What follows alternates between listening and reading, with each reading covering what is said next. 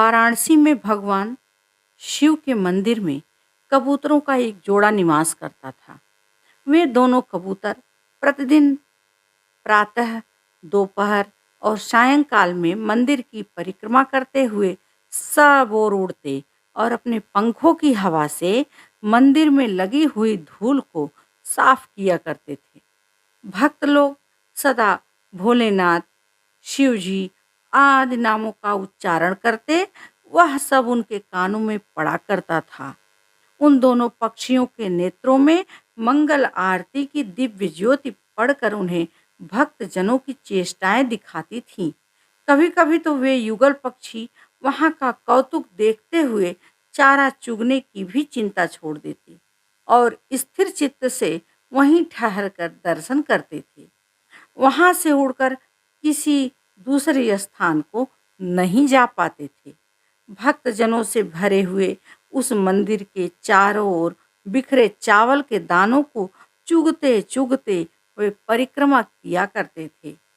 भगवान शिव के दक्षिण भाग में सरस्वती, यमुना तथा नर्मदा के जल प्रवाह से संयुक्त गंगा जी का सुंदर जल था। प्यास से आतुर होने पर वे उसी का जल पीते और कभी-कभी उसमें स्नान भी करते थे। इस प्रकार शिव जी के समीप उत्तम चेष्टा के साथ विचरते हुए उन पक्षियों के बहुत वर्ष बीत गए। उसके बाद देव मंदिर के एक भाग के भीतर सुखपूर्वक बैठे हुए उन दोनों पक्षियों को एक बाज ने बड़ी क्रूर दृष्टि से देखा। एक दिन वह बाज फिर आया। तब डरी हुई कबूतरी ने कहा, प्रीतम, यह स्थान दुष्ट की दृष्टि से दूषित हो गया है, अतः इसको त्याग देना चाहिए। यह सुनकर कबूतर ने अवहेलना पूर्वक कहा, प्रिय, वह मेरा क्या कर लेगा? कबूतरी बोली, जो उपद्रव आने पर भी अपने स्थान को छोड़कर अन्यत्र नहीं चला जाता, वह पंगु नदी के किनारे के वृक्ष की भांति नाश को प्राप्त होता है। जब तक यह काल रूपी बाज हम लोगों से बहुत दूर है, तभी तक तुम स्थान त्याग कर दूर चले जाओ, क्योंकि तुमको जीवित रहने पर इस भूतल में कुछ भी दुर्लभ नहीं होगा। तुम्हें पुनः मित्र, धन और घर प्राप्त हो जाएगा। यदि पुरुष ने अपने आप की रक्षा कर ली तो उसे इस लोक में सब कुछ मिल जाता है। यह आत्मा ही प्रिय बंधु है और यह आत्मा ही महान धन है। धर्म, अर्थ, काम और मोक्ष का उपार्जन करने वाला भी यह आत्मा ही है। जब तक आत्मा में क्षेम है तभी तक त्रिलोकी में भी क्षेम है। किंतु उत्तम बुद्धि से युक्त पुरुष इस क्षेम को भी यश के साथ प्राप्त करना चाहता है। जिस क्षेम में सुयश का अभाव है, उससे तो मृत्यु ही अच्छी है। पुरुष जब नीति के मार्ग पर चलता है तभी उसे यश की प्राप्ति होती है। अतः नाथ इस नीति के मार्ग का श्रवण करके इस स्थान से दूसरी स्थान हमें चले जाना चाहिए।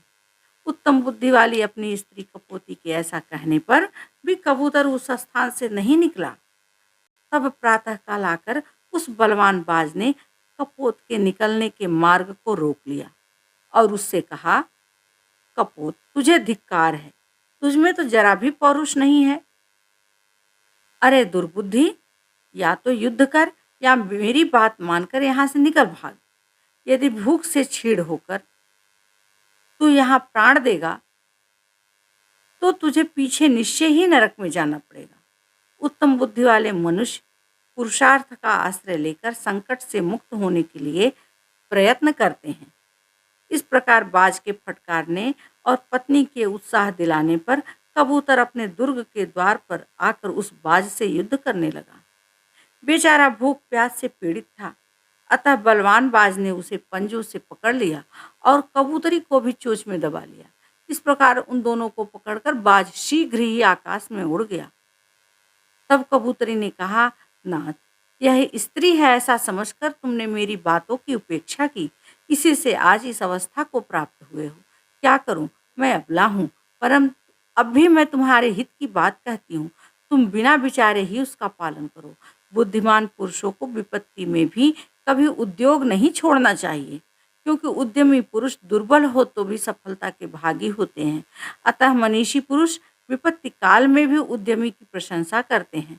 जब तक मैं इसकी चोंच में पड़ी हूँ और जब तक यह पृथ्वी पर पहुंचकर स्वस्थ नहीं हो जाता है, तब तक ही तुम अपने को इसके चंगुल से छुड़ाने के लिए इस शत्रु के पंजों में चोंच मारो। पत्नी की यह बात सुनकर कबूतर ने वैसा ही किया।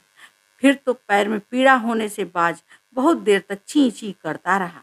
इतने में ही कपूती उसके मुख से छूटकर उड़ गई। इधर पांव की अंगुलियों के शिथिल होने से कबूतर भी छूटकर गिर पड़ा और वे दोनों सकुशल सुरक्षित स्थान पर पहुंच गए।